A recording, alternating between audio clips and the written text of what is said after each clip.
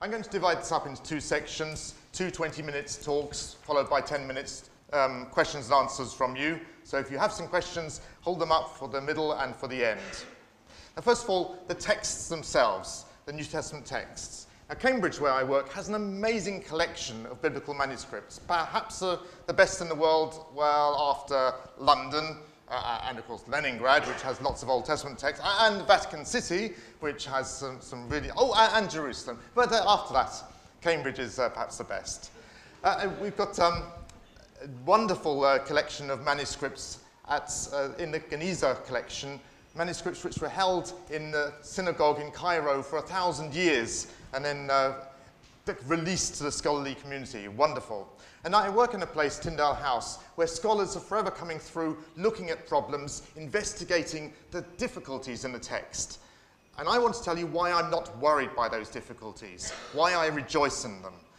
I'll tell you now, the New Testament manuscripts have thousands of variations. When you look at different manuscripts, there are thousands of differences between those manuscripts, and I'm not worried. And I'm going to tell you why I rejoice in those differences. But before I tell you why I'm not worried, I want to make you worried. 1 John 5:7. It's a key verse for the Trinity, and most modern Bibles no longer have it. It's been cut out. The King James Version, and some who follow King James Version, have still got it, but newer translations have almost all cut it out. Let me read it to you from the King James Version. For there are three that bear record in heaven, the Father, the Word, and the Holy Ghost, and these three are one. And there are three that bear witness in earth, the Spirit, and the water, and the blood, and these three agree in one. But when we look at the ESV, it simply says, there are three that testify, the Spirit, the water, and the blood, and these three agree. Most of it's gone. The Trinity bit is gone. Here's the words that are retained, underlined in the King James Version. For there are three that bear record, and then we jump, the Spirit, and the water, and the blood, and these three agree in one. That's all that's left. Everything in between has been cut out, and almost all scholars agree that those extra words were added later. They were not in the original. Most likely they were written in the margin by someone and then accidentally copied into the text. It's probably got into the margin as a sort of commentary. You can imagine a monk reading this text and thinking, hey, the three, and they agree in one. That's just like the Trinity. And he writes in the margin, and also that there's three in heaven, the Father, the Word, and the Holy Ghost. That's a great sermon for Sunday. I'll go and preach that next Sunday. And he goes running down the corridor, very happy, not realizing he's creating problems in the future. Because the next person who comes along to that text and sees those words in the margin, he thinks, whoops, the last person who copied this text made a mistake. He forgot to put those words in, so he put them in the margin so that I can copy them properly next time. And he copied them into the text. And then it continued on into the text. Now, how do we know that happened? Well, those words are not in any Greek texts until 1500. 1500. But they're in lots of early Latin texts. So it looks like this happened with a Latin manuscript. Someone wrote it in the margin of a Latin manuscript, and then it becomes part of a whole family of manuscripts, because that one manuscript was copied, and then that was copied by two people, copied by three people, and it became a whole family of Latin manuscripts with that verse in. But when Erasmus, the first person to make a printed edition of the Greek New Testament, brought out his first Greek New Testament, he left it out, because it wasn't in any Greek manuscripts. And the churchmen, they came to him and said, look, we want to preach on this on Sunday. It's not in your Greek manuscript, or in your Greek text. We want that verse back. And Erasmus made a deal with them. He said, okay, look, I haven't found in any Greek manuscript. If you can bring me one Greek manuscript which has that verse in it, I'll put it in the next edition. He thought he was safe.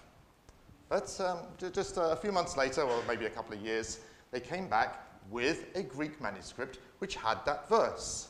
The ink was still a bit wet, but it was a Greek manuscript. We know where it was copied. It was copied in Ireland, and the monks are very proud of having done that. Erasmus refers to this in his introduction to the second edition. He says, I made a vow, and I brought a manuscript. Here it is, and he puts the verse into the second edition. And that edition was used very influentially in the translation for the King James Bible. That verse is behind most of the arguments about the King James Bible. Lots of people want to keep that verse, so they reject modern translations. But why? It's clearly not original, and removing it doesn't deny the Trinity. There are plenty of other verses in the New Testament which talk about the Trinity. Well, not using the word Trinity, of course, that doesn't occur in the New Testament, but there are lots of verses which show the Trinity is the right way of understanding the Godhead. And correcting that verse doesn't make any differences to any teaching in the Bible, but people feel precious about it, and that's understandable. But we have to grit our teeth and say, we're going to be honest about the text, and we want to get back to the original text. Okay, have you survived that shock? Well, that's about it. That's the worst case scenario. There are other uncertainties, but they're all far less important. There's no doctrinal consequences to any of them. Most of them are simply errors or corrections. It's difficult to tell. Did the original person make a spelling mistake, or did a copier make a spelling mistake? Or was it just there's more than one way of spelling a word in the old world anyway? What's the point of arguing about it? Is there a slight difference in the grammar? Was it a copyist who made that difference? Well, we can figure it out because we have lots of copies. But I just want to tell you, first of all, that we have lots of copies of New Testament manuscripts. We have far more evidence for the biblical text than for any other ancient text. For other ancient texts, like the work of Julius Caesar, we have only a few copies. And the earliest copy originates from centuries after it was originally written. So it's not a copy of the original, it's a copy of a copy of a copy of a copy of a copy of a copy of the original. And most ancient works are available only as fragments, incomplete fragments. For a lot of ancient works, we don't have the complete text. And often they're not even available in the language they were originally written in, just a translation. But for the Bible, we have a complete contrast. We have the text in the original language, we have thousands of copies, and the earliest copies weren't centuries after the original, they were just a few decades after the original. And there's so many good copies that you can easily correct the problems that are there. Now imagine you have a class of 30 children, or 30 adults, and they're all told to write out a chapter from a book. Every one of them is likely to make a mistake somewhere, just like the early Christians did when they were copying out the New Testament. But when you collect them all together, you can see they've all got mistakes, but you put them together and you can see what the original is. 15 people use this word, and one person used that one, and another person used another one. Well, you follow the 15. It's easy. We don't have 30 copies of the New Testament. We have thousands. So the job of putting them together is more difficult, but we have a very interesting job, and we can see where those errors are made and how to correct them. And over the many years, over decades now, scholars have been finding a pattern in these manuscripts. After the 5th century, the manuscripts fall roughly into two groups. There's lots of things on the edges, but there's roughly two groups, the Eastern group and the Western group. Eastern group and Western, yeah, Eastern group and the Western group. The Eastern Church, they continued to speak Greek, and so they wanted to correct the Greek. They wanted to make the Greek look nice. They wanted to make it grammatical. They wanted to have the spelling correct, and they fiddled around correcting the New Testament in that sense. The Western Church, they were more interested in making a flowing story, and when one gospel missed out a verse which was in another gospel, they put it in sometimes. Jesus said a two-part saying, so they put the second part in because they thought, well, you know, Luke probably got it wrong because Matthew has it there, and did things like that. So they corrected the New Testament in that sort of way. Of course, I'd prefer they just left it all alone. And now, modern scholars have a remarkable number of older manuscripts from before the time that the Western Church and Eastern Church were making their different changes, before all that tidying up, which preserves the untidy and sometimes ungrammatical original text. And we've found so many of these now that most of those problems are just sorted. Tischendorf rescued a 4th century text from a brazier at Mount Sinai Monastery. A librarian found another among the neglected dusty books at the Vatican Library. Hundreds of scraps have been found in the bone-dry rubbish tips in Egypt. They're copies of the New Testament made by 2nd and 3rd century Christians as ordinary believers making a copy to be used in their household. Now, in the last 200 years, we've had a wonderful time for biblical studies because so many new manuscripts have been discovered. or rather older manuscripts have been discovered. New Testament manuscripts from the 4th century and fragments from the 2nd century. We've had a great time. I was even there with a scholar from Cambridge when I was called over to Corpus Christi Library. And he had a box full of fragments which he'd cut out, which had come out from the spines of old books which had been sold at Christie's. The spines padded out to be made fatter with bits of old parchment. And as these bits of old parchment fell out, Peter Head, a scholar at Tyndale House, was rummaging through them and saying, hey, hang on, this is a 4th century bit of, it's Romans 8. And here's another bit, hang on, these bits join up. And he managed to make half a page of Romans 8 from the 4th century, from these bits that fell out of a spine. It's a wonderful time.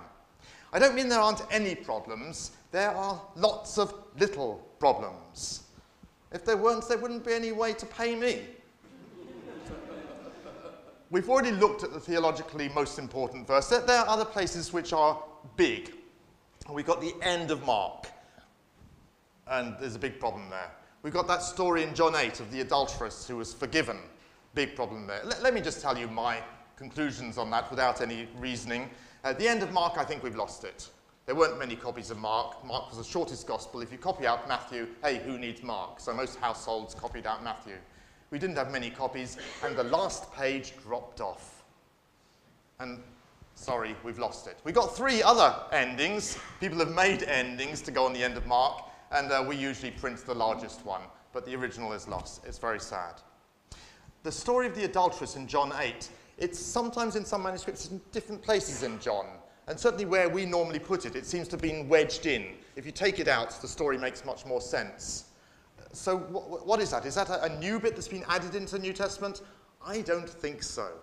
You know that story, it says the adulteress comes along, she's been caught in the act, and they say, go on, Jesus, we're going to stone her, what do you say?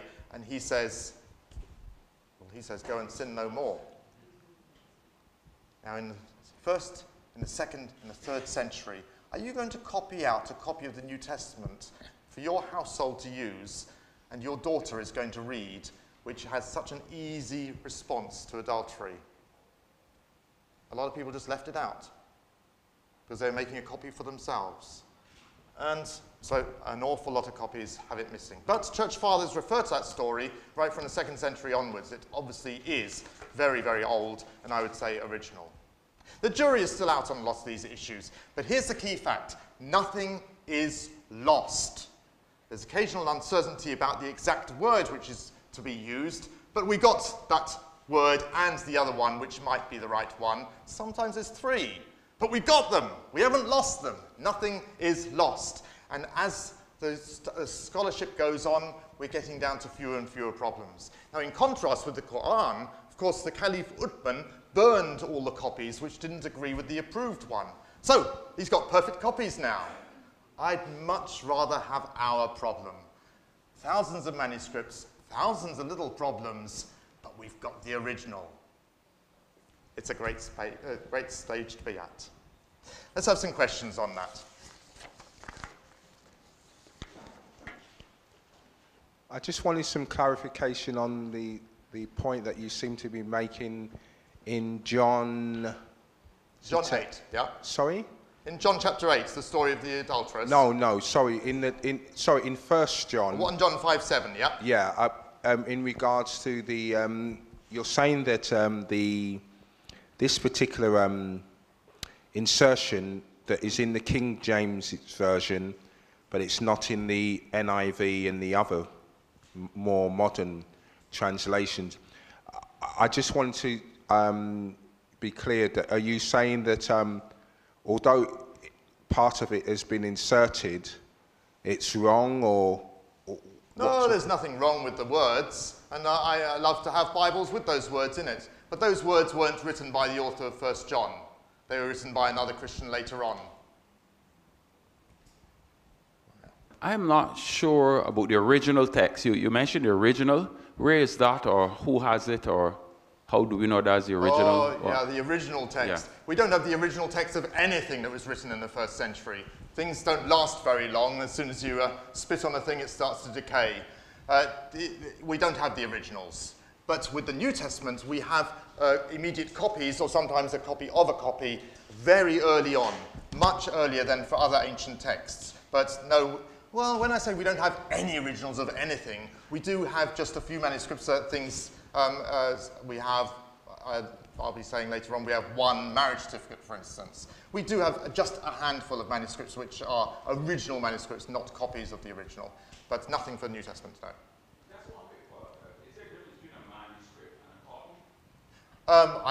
No, manuscript is something that's written out by hand, and that was replaced by printing. Yeah. Translation of the Bible, the New World Translation, is the right one, even though they use other ones as well. How's the best way to respond to their claims that their translation is the accurate one, and the other ones we've got have been mistranslated somehow? There's a question here about the Jehovah's Witnesses and their translation of the Greek New Testament, which they claim to be more accurate than others, and how to respond to that. Well, they produced a very nice edition of the New Testament called the Diaglott, where they had the Greek and the English. And that's the best way to argue from. But they do read the Greek rather unintelligently. For instance, at the beginning of John, they say there's no article before God. The word was God. Well, if you put an article in front of God there, the word was the God. Well, the God then becomes the subject of that sentence. So it'd be the God was the word. It doesn't make sense in Greek to put an article there. They're often not very intelligent in the way they translate. So how do you argue with someone who isn't intelligent? Yeah. I was just going to say that the Bible has been translated quite a lot of times, and we find that there are modern speakers today who are actually writing the Bible and translating it in a different way. And just going back to what you were saying about in 1 John 5:7 regarding the Trinity. I mean, the Trinity could mean anything, but in the sense that where it was then clearly defined in the three ways in terms of emphasizing, because if you read the Bible today, it can be the Trinity, but depending on who's written it, how do we know who they're talking in terms about the Trinity if it's not clearly defined? And that leads me on to say, where does that stand in terms of individual speakers today rewriting, or rather translating, or rather rewriting the Bible? Yeah, as you say, the Bible has been translated many, many times. I think we've got to go over there next time. In Tyndale House, we have more than 100 English translations of the Bible, and scholars are always working on it. The way to test the Bible translation is to look at the Greek and to learn Greek. And there really isn't... there's some places where scholars are making a lot of ink about how to understand the text, but we understand Greek very, very well now. And we're not translating differently from the Greek, from the King James in many places. It's usually just updating the English. But often we do find out new things. Every year I meet with Bible translators on the NIV committee, and we have a great time going through all the scholarly papers and seeing what's been produced during the year and what new insights there are, and also seeing how the English has changed. And sometimes to communicate to a new society, to a new generation, you have to change. But there are not many places where you change the meaning. Yeah. Sorry, there was a question from over there, wasn't there? There's a man in... Yep. Oh. It's me. Years ago when I was sort of doing Bible study and doing theology, they used to talk about Q or source and things like that. Now, is that sort of really not part of that sort of modern stage? No. There's no... Q is real, but no one's found a copy yet. That's right. This is it. Yeah, some people are still expecting to find a copy somewhere. Q is what is common in both Matthew and in Luke. We don't think that Matthew and Luke were next door neighbours and copying from each other in that sense, but they had something which they were both using as a source. And we call it Q because there's a question mark over it. Yeah, it's a real source, and maybe we'll find a copy sometime, but who cares? The historians have concluded that there's a source there. There were some... Yeah. Just a point of clarification, really. You mentioned 2nd century fragments of manuscripts. How much of the New Testament do we have from 2nd century fragments, would you say? What proportion? 2nd century is very small. We have some fragments, but we certainly don't have the whole New Testament from the 2nd century. The fragments give us confidence because the fragments are like the copies from later on. But it would be lovely to have the whole Greek New Testament from the 2nd century. Of course, nowadays we think, oh, it's easy, you just make a copy and you keep a copy. But so much has been lost. And yeah, you're right, so we don't have a whole Greek New Testament from the 2nd century. We've had some hands up down here for some time. Oh, yeah. How do we know that Mark was the first gospel? We don't know because we're able to ask him, and we don't know because he was the oldest, but you see the progression in way the Gospels have been developed. There's been a lot of work on the synoptic problem as to, you can see relationships between Mark, Matthew, and Luke, and the easiest solution is that Mark came first, then Matthew and Luke took that work, and they added things that they knew about. They cut down some of the fluff that's in Mark, some of the details which they didn't think were necessary to make more room, and then put in other things they did know about. It does look like Mark was the first, but what difference it makes in the end, I'm not really sure. Keeps people like me employed. But where's the microphone? When referring to the adulteress, you said that you think that they missed that bit out. If people did that just for their own gain, then how can we trust them that they didn't do it to lots of parts of the New Testament? Yeah, it's certainly, if someone's going to cut out a whole story, how do we know they didn't cut out awkward verses as well? They'd all have to do it. That's the problem. We've got so many texts. If one family decides they don't want this verse and they cut it out, or they just accidentally drop over, that's much more likely. You know, you've got two similar words, and as you're copying, you say, oh, hang on, that's where I was, and you continue copying. That sort of thing does happen with individual copies, but it doesn't happen with everything. And that's how you tell. You've got lots of copies. The next section is on what the text actually says. Is the history that's portrayed in the New Testament reliable? Can we say that these things actually happened? You sometimes hear people say that Jesus wasn't a historical person. Well, we don't have any writings by him, we don't have a picture of him. They say we just got mythological stories about him. We have an unbelievable resurrection story, we have other unbelievable miracle stories, and those exist for other sorts of people at the same time. And so Jesus is just an amalgam of all those stories put together decades after the events, and there probably wasn't ever anyone Jesus probably never existed, and we certainly don't know anything about him. Now, you hear people say that, you will never hear a historian say that. You'll never hear a historian being that skeptical. Now, historians are very skeptical. Historians are very skeptical people. But they know facts when they see them. And there's no way that you can dismiss the basic facts of Jesus' life. Although historians remain skeptical about the details and his exact teachings, they know Jesus was there.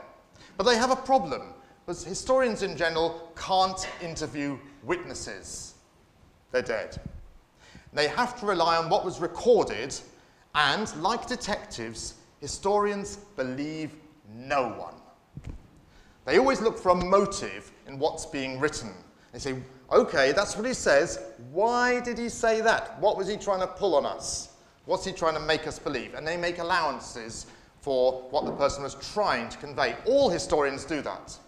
I mean, ancient historians, they have a motive. Josephus had a motive when he was writing. He wanted to convince the Romans how great Judaism was.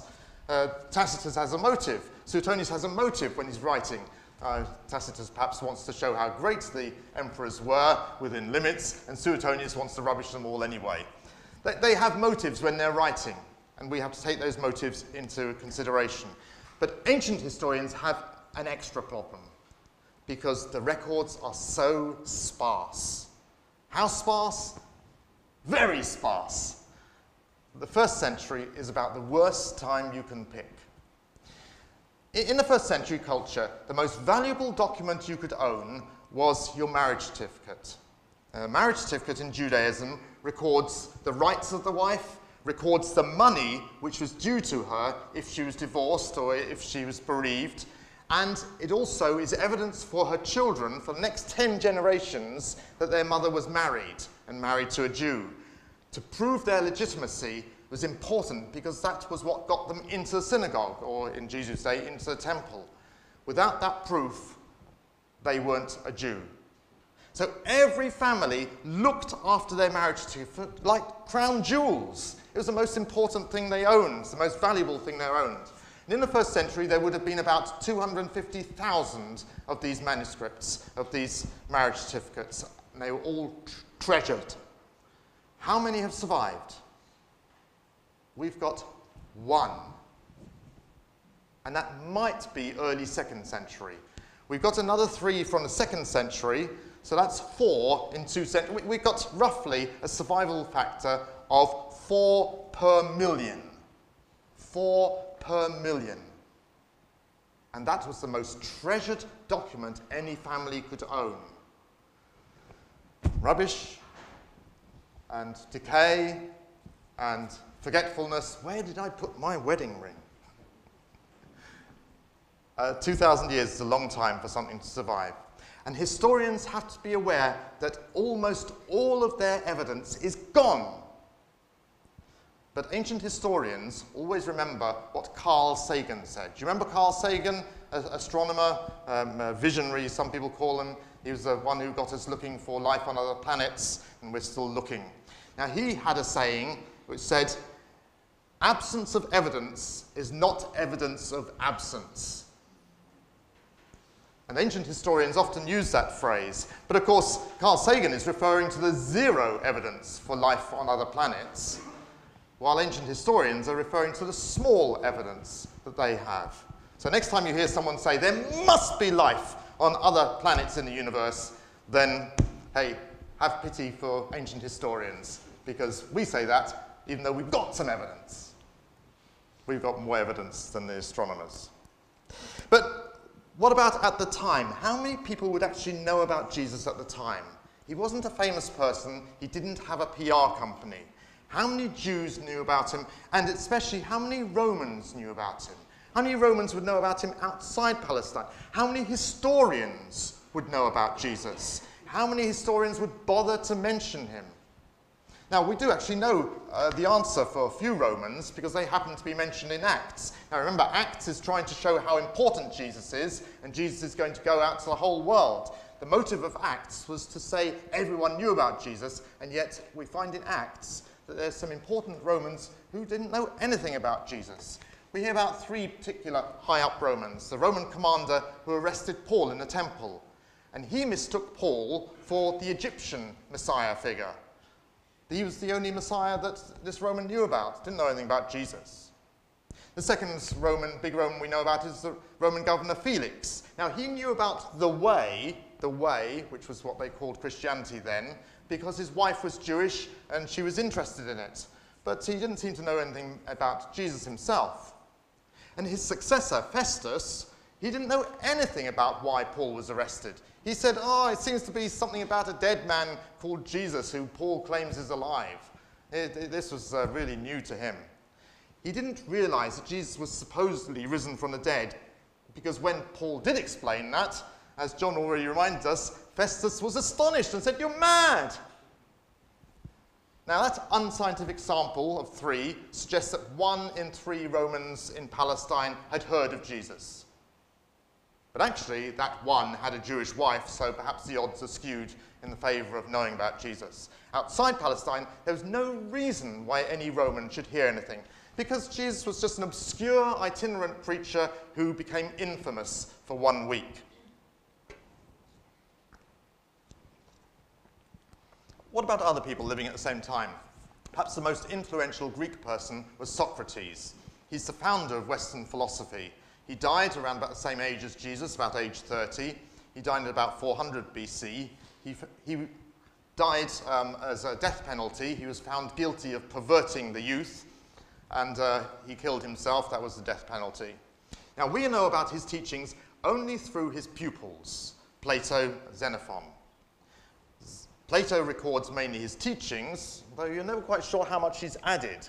You know, you hear him saying this is what Socrates says, but then Socrates carries on and on and on and on, and you think, oh, actually, probably this is Plato now talking.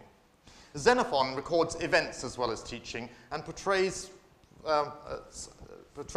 Socrates as a very serious person, someone who you don't go down to the pub for a joke with. But Aristophanes, he wrote plays around about this time, and he wrote the play The Clouds, where you come across Socrates as a character. And he's playful. He's a bit silly, actually. You find him up on top of a building trying to measure gravity and some... yes, he has a good joke with people. In other words, right at the start, we've got contradictions about what Socrates was like, and we have very little information. And the only teaching that we have from Socrates comes from his pupils. We have an entirely one-sided view written by very biased pupils and fans. But no one disputes that Socrates lived. No one disputes that he introduced this new teaching method. No one disputes he committed suicide and that was a death penalty. Even though we have so little evidence for him. Because that's what you have to do with ancient history. Now, with the Jesus sources, we have hugely more information. As far as an ancient historian is concerned, we have a treasure trove of information. Apart from powerful people like emperors, we have more for Jesus than for anyone else living at the time. We have 5 historical sources, which are biased. Of course they're biased, they're written by Christians, but they're valuable. We know they're biased, and we read them accordingly. We have Mark, we have additions by Matthew, additions by Luke. We have that Q, the shared material between Luke and Matthew, and we have John, which seems to be completely independent of those others. Now, these do occasionally have contradictions, but only in ways which suggest they are more reliable. If you get 5 witnesses for an event, you're going to get 5 different accounts, and there are going to be contradictions between those accounts. If there aren't, you know those 5 witnesses have colluded. We're still trying to work out some of these things, but when the Gospels used each other, and they definitely did use each other, they were willing to stand out with those differences, saying, well, my source says this, and they wrote it down. They were good witnesses. They weren't just trying to tell the right story. They weren't trying to be on message like a modern politician. For example, with the resurrection appearances, John says Mary Magdalene came to the tomb. Mark and Luke say that Mary, the mother of James, was also there. Matthew simply says that the other Mary accompanied her, and Mark says it was Salome who was there, while Luke says Joanna was there. Whoa! But actually, when you put them together, they're quite easy to reconcile. John, Mary Magdalene, he only mentions that one. Matthew says Mary and the other Mary. Well, in Mark and Luke, we find out who that other Mary is. It's Mary, the mother of James. And then they both have someone different, Salome and Joanna. But is there anyone here with only one Christian name? Yeah, me, because my surname's so long. Everyone had more than one name. So Mark calls her Salome, Luke calls her Joanna, and everyone knew who she was. And that's a big problem. These were witnesses who didn't get together in the court beforehand to collude. These were witnesses who decided just to write down what they knew and let other people sort it out later. Now, some modern scholars don't like the fact that the Gospels were unwritten for decades. They were passed on in oral form. My main research is Jewish law. And Jewish law wasn't written down until 200 AD. There's 200 years where it was just passed on orally. Now, I say just passed on orally. Passing something on in an oral form by a community is the best way of making sure there aren't any changes. Who's tried to introduce a new Lord's Prayer into the church? Oh, man, it's hard. Because you've got half the congregation who refuse to learn the new one, and the other half of the congregation who never knew the old one properly, and then you just get a mishmash. It's very difficult to change what is known by a community, because you'll always have the person next to you correcting you.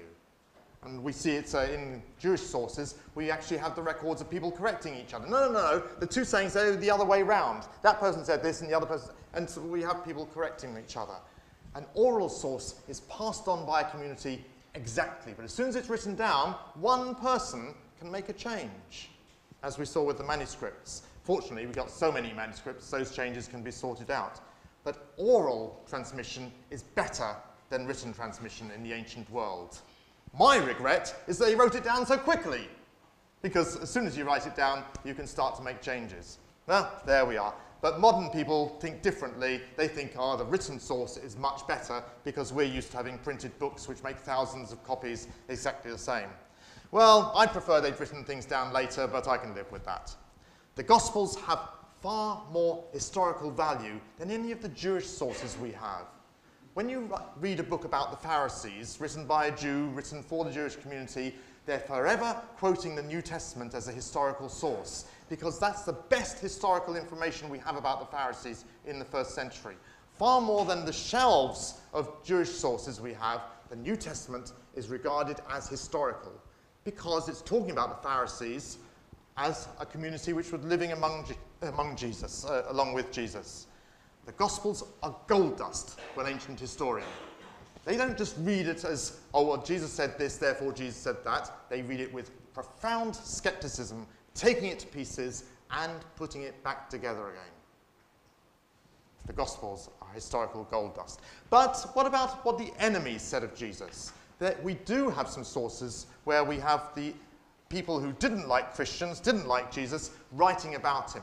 And those we do have to sit up and listen to. I'm surprised we have any. I mean, Jesus was so unimportant for the Romans, but we do have some. We have Pliny the Younger, who went off torturing Christian leaders to find out what they believed. And what they believed that Jesus is God, that they should live good lives, and that they should sing hymns to him as a God. And he couldn't find anything worse about these Christians. That was in about 110 AD. Tacitus, he wrote a history of the emperors, including Nero, and of course Nero, he tortured the Christians, and he says, oh, these are Christians because Christus, from whom the name had its origin, suffered the extreme penalty during the reign of Tiberius at the hands of one of our procurators, Pontius Pilate. And the most mischievous superstition has come from that. Suetonius, who wrote a much more racy history of the emperors, that's the son version of the emperors, he said that the Jews were making constant disturbances at the instigation of Chrestus, and Claudius expelled the Jews from Rome. Josephus, he called James the brother of Jesus, who was called the Christ, but then he also has a longer section on Jesus, and we think that some Christians, while they were copying Josephus very early on, made this a little bit more Christian. So I'll read it out without the Christian additions. About this time came Jesus, a wise man. He was a performer of paradoxical feats, a teacher of people who accept the unusual with pleasure. And he won over many of the Jews and also many Greeks. When Pilate, upon the accusation of the first men amongst us, condemned him to be crucified, those who had formerly loved him did not cease to follow him. And the tribe of Christians, so named after him, has not disappeared to this day. That's it without the Christian additions. There's still argument about whether those other bits that I haven't read are Christian additions or not. But yeah, he knows about Jesus. And there's a very interesting letter from Mar bar Serapion. This was a little bit after 70 AD. He's writing to his son. He's about to be killed, we think. He's in prison. And he's writing about different spiritual leaders. He's writing about Socrates and Pythagoras. And then he says, and what benefit was gained by the Jews when they murdered their wise king, seeing as that from that very time their kingdom was driven away from them. Death was not the result for that wise king because of the new laws that he enacted. And in the Talmud as well. The Talmud is a collection of all the Jewish traditions, all the discussions they had about the law, and discussions about other things as they came along into context. And they have a very early tradition recorded, which has been added to try and explain why it's so difficult. But here's the very early core of it. On the eve of Passover, they hung Yeshua of Nazareth for practicing witchcraft and enticing Israel. And here's something which I love. People don't seem to refer to this very often. I don't know why. The Nazareth inscription. It's called Nazareth inscription because someone bought it in Nazareth in 1878. But it didn't originate there. It was probably in Jerusalem, but that's where it was sold in 1878. It dates from the 1st century, probably from the second half of the 1st century sometime. It's difficult to date because it doesn't have a date on it, but you go from the style of the inscription. Edict of Caesar. It's my decision concerning graves and tomb. If anyone has in any matter extracted those who have been buried, or has moved with wicked intent those who have been buried to other places, or has moved sepulchre sealing stones, against such person I order to suffer capital punishment. this edict says nothing about stealing grave goods. Here's Caesar sending an edict to Palestine saying no one is allowed to disturb the graves. It's not a matter of things being stolen out of them, it's a matter that bodies are being moved from a grave. Who cares? It's not Roman graves.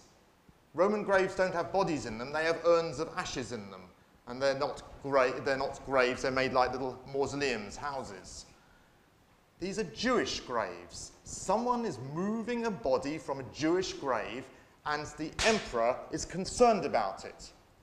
And it isn't go and whip them or go and throw them in prison, it's kill them. This is the most important offense you can have, moving a corpse. Big deal.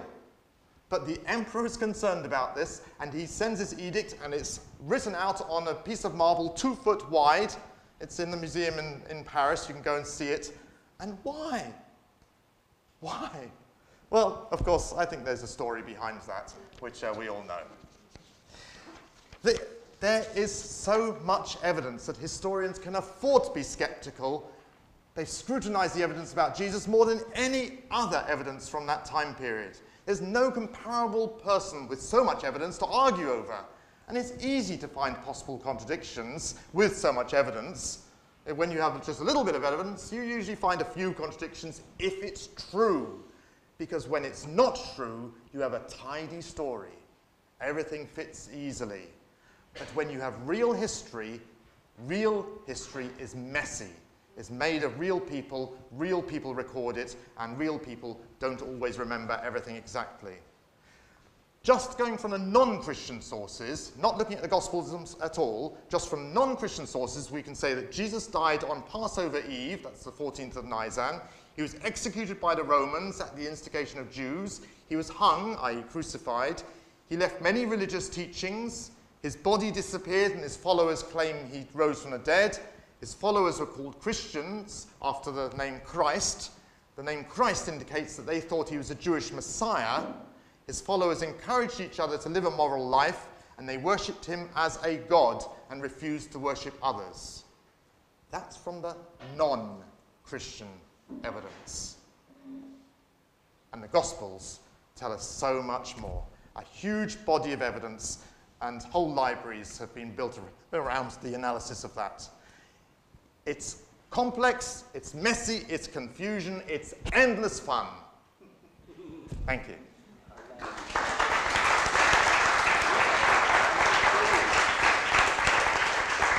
Now we're going to have a few more questions. Before I ask for those questions, we've got some contact sheets here. The talks I'm giving will go up on the web, on a place I call Visual Sermons Co.uk, as well as going out on the DVDs. And also I put out emails on electronic resources for studying the Bible. So if you put your email address on those contact sheets, where are they in it? Oh, I see, they're around, yeah. So if you've put your name on there, then you'll get information about where to find these talks on the web. And what I say there is, if you use them yourself, don't tell them. Don't tell people it's secondhand. Just adapt it, make your own words in there, use the pictures, and yeah, it's yours. Okay, now there was someone over there. My question does hark back to what you were saying about translations earlier on. My concern is actually about translations we get today. With the prominence of the gay lobby, I thought, well, better do a Bible study on homosexuality. So Bible Gateway, NIV, homosexuality, clickety-click. No reference to this word can be found in this Bible. And I thought, well, my interlinear Greek New Testament, this is the best I can do. I'm sure it says koiti arsene in there. And you look it up and it refers to sexual immorality. Now, is this a gloss put on by the translators? There was a word Commonwealth in a previous translation, which is now gone. I'm afraid you've looked up the wrong website. Well, I'm getting a bit sceptical about Bible Gateway, actually. No. Bible Gateway has the NIV that's... so I'm on the NIV committee. Yeah. You know, we've looked at these words. We realised that with the NIV that was in 1984, it was a little bit woolly. It wasn't quite defining what the homosexual words were. As you say, arsenokoitos and malachos, The arsenokoitos is the person who is the penetrating partner. Malakos is the person who is the penetrated partner of a homosexual couple. And that's very, very clear, and the NIV is very clear on that. So it's completely unrelated to anything that's come up here, but I'm glad that you brought it up. So. Hi. From a scholarly perspective, how sustainable do you think it is to maintain the inerrancy of Scripture, in the sense of believing that literally everything within the New Testament, of course the Old Testament as well, is, if it is communicated historically, I realise that not everything is communicated historically, we don't take everything in a completely literal way, we do it according to context, etc., but if it is communicated historically, how sustainable do you think it is, in both Old and New, to believe in the inerrancy of Scripture? It all depends what you mean by inerrancy. Strict inerrancy. Strict inerrancy, well, I don't know what strict inerrancy is. If inerrancy means that what is written there is exactly true, that is, the sun is not a flaming body, it is a bridegroom who rushes across the sky and then goes to bed at night, that is not true. Sorry to tell you, yeah. But if it said, for example, there is a particular king and he lives this right. particular time, yeah. That's what I'm talking about. Right. So you have things like beginning of Luke's Gospel, Quirinius is the governor, and we find actually that it's out by a few years. Is there something wrong? Usually you say to yourself, we don't know. We don't know yet, because so many times we've been caught out. So many times historians have said, the Bible says that, it's absolutely wrong there, and then blushes a few decades later. Oh, like this thing about King David, the BBC series, they're completely out of date. They say King David wasn't there as a historical person. Well, come on. His name is on an inscription in Dan, where you have the house of David referred to. You have David being referred to on an inscription in Egypt, and a third one, which I can't remember now, but I should, because my name is David. David is a historical person now. And the crazy thing is that the Old Testament scholars, instead of saying, okay, well, we'll revise now we have more facts. They say, no, we're going to stick our feet in the mud, and we're going to say, no, he still wasn't really historical. These just coincidences. So you can believe in it, but you better be agnostic when it comes to... You must always say, I don't know, when you don't know, because you get yourself into such a mess otherwise. Yeah. What about the writings of Paul? You haven't mentioned anything about St. Paul's writings, especially the issue about authorship of certain books that are ascribed. Some people ascribe to him, some say the authorship of the Pauline epistles is difficult because some of the early epistles have a characteristic which is different from the characteristics of later Pauline epistles. And I sometimes joke, well, some of them are Paul and some of them are Pauline by his sister. But there are two obvious solutions. First is to say, well, people do write about different things, do write in different ways later on in their lives. Hey, my writing style has changed considerably. Now you can't understand anything I say. But you also have changes in what you're writing about as the situation changes. So that may be one solution. The one I prefer is that there was a great use of amanuenses, or secretaries, in the first century. That you would say what you mean to your scribe, and a trusted scribe would write it down. And we know Paul used scribes. We don't know exactly how he used them. Remember, at the end of one letter, it says, look at this large writing with which I'm writing to you. He's just finishing it off in his own hand. He's used the scribe for the rest. And a lot of his letters refer to these scribes. Did he use them to actually write what he meant? So they would be using different vocabulary with different scribes. We don't know. And this is one of the places where we say we don't know. And it's very unusual in the early world to actually produce something in someone else's name. That wasn't an accepted practice. I know it's often been said, oh, well, writing in someone else's name on the person was normal. It was not normal. It wasn't, it was actually illegal in Roman society. So that's the last solution I would come to. So, these two have already asked questions, I think. So, yeah. Sorry. Oh, okay. Morning. I commend you for your information this morning, but I just wanted to find if you could give me 3 takeaway things that I can use to, just 3 or 2, to state the authenticity of the Bible. One, 2. Like, I know you're sending me to read, yes, that's fine. But in a nutshell. 1, 2. These are normally £11.99, and they're £10 or £15 for both of them. But thousands of manuscripts, not 6, as we have for Caesar's Gallic Wars, I believe. I'm quoting from memory. And secondly, a third of the world. A third of the world follows this man, and who follows Julius Caesar. Thank you. Sorry, you're saying that your question wasn't answered. Yeah, because basically, you've admitted that there are contradictions in the Bible, and because the title is Can We Trust the Bible? And especially with the Gospels, which is what I'm really interested in, it's clear that we can't, because the authors of the Gospel contradict each other. And when we look at John's Gospel with the Synoptic Gospels, they contradict each other on every point. So surely, if we're honest, we have to say, well, we can't trust it word for word because there's so many contradictions. We have contradictions. I would call them apparent contradictions. We have contradictions which show that these were real witnesses. When you have someone saying something and then something very similar, obviously the truth is there, but we're not absolutely sure which particular is there. That you're going to have slightly different descriptions by real witnesses. You're going to have exactly the same description by a made-up story. What do you mean real witnesses? But tell me the one contradiction which you are really worried about. If you look at Jesus' life, from the birth stories, the genealogies, the death, the crucifixion, the resurrection, and every point. The one contradiction you're really worried about. There is no one outstanding because there are just so many. You're saying there's hundreds. Give me one, please. Okay, for example, the birth stories or the genealogies between Luke and Matthew's Gospels.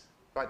In Matthew, we have one set of genealogies. In Luke, we have another set of genealogies. Very similar in a lot of them. And then suddenly there's a change. Suddenly they seem to go down different streams. Now, we know Matthew and Luke were writing at the same sort of time. That they must have had interaction with each other. Why on earth they have this complete contradiction in the genealogies? Now, the most common answer to that is, well, at one point, Luke is coming down with one half of the genealogy going down to mother. Matthew is coming down one half of the genealogy with the genealogy of the father. And we've got the two halves from the two halves of the tree. Now, that's a difficult thing to establish. We can't be sure that's so. And it's a problem. But we don't say to ourselves, hey, these guys were both making things up, because these things were checkable. No one could write something for a first century audience and say, this is so, when you can go to Sepphoris or you can go to Jerusalem and look at the genealogies, look at who's the father of who, and see whether it's true or not. They're never going to make something up like that because it's verifiably false if they do. Yes. Right. What do you think of the New English translation? Oh, and translations. New English translation, great translation. They produced a translation which would be copyright-free, available on the web, which is a modern translation which anyone can use. And they made a great job, especially with all the notes. But we're not really into translations at the moment. So our friend at the front here had his hand up quite a bit. Thank you. One claim which I've come across regularly, which some people will try, but they've not really examined carefully, is they try to say that at the councils of Nicaea, where the Bible was put together, people just got rid of all the Gospels they didn't want and only chose the Gospels they agreed with. It's something which I was going to deal with and I didn't for the sake of time, and we're into coffee time now. But let's just have just a quick look. We have in the 2nd and 3rd century fan fiction. We have other Gospels which are written to fill in the gaps. You know, you get fan fiction on the internet for anyone who's famous. You have fan fiction for Doctor Who. You have fan fiction for royalty. Everyone knows it's fiction. But these things were written down as fanfic, and then people forgot they're supposed to be fiction. Let me read to you a couple of things. Here's something from the Gospel of Thomas. When Jesus was 5 years old, he was playing at a ford with a rushing stream. He made some soft clay and shaped it into 12 sparrows, and he did this on the Sabbath day. And Joseph went there, and as soon as he spotted him, he shouted, "Why are you doing this? What's not permitted on the Sabbath?" So Jesus clapped his hands and shouted to the sparrows, "Be off, fly away, and remember me, you who are now alive." Here's another one I like from the Gospel of Pseudo-Matthew. Mary and Joseph came to a cave, and they wished to rest there, and Mary dismounted and sat with Jesus on her lap. And suddenly a number of dragons came out of the cave, and everyone cried out in fear. But Jesus got down from his mother's lap and stood before the dragons, which worshipped him. And Mary was alarmed for him, but Jesus said, "Fear not, neither conceive that I am a child, for I always was and am a perfect man, and it's necessary that all the beasts of the forests should grow tame before me." You can see that they've written that because they want to put over a particular doctrine that Jesus is not really quite a human. He was a man right from birth, and an adult right from birth, and that he was the full Godhead was there all the time and making him as wise as an older person. So he wasn't really human in that sense. And a lot of these are written from a stance to promote a particular sort of doctrine, and some of them are just written to while away the time and make those stories in the Sunday school because people were saying, "Well, what happened while it was a child? We don't have anything in the Gospels. Oh, well, I'll bring you a story next week." We have the same thing with Jesse James. Jesse James is a real character, but lots of fanfic was written about him, and we only remember the fan fiction now. And when Nicaea came along in the 4th century, they said, "Look, people are starting to believe this fan fiction is part of the New Testament." And so they defined what was already known. These books are in the New Testament, the others are not. Everyone already knew those books, but someone had to say it very clearly because the edges were starting to creep in. This was nothing new in Nicaea. It was old, but it became established by Nicaea saying it. But we're seriously into coffee time now, and you're going to be suing me for health reasons. So thank you very much for being here.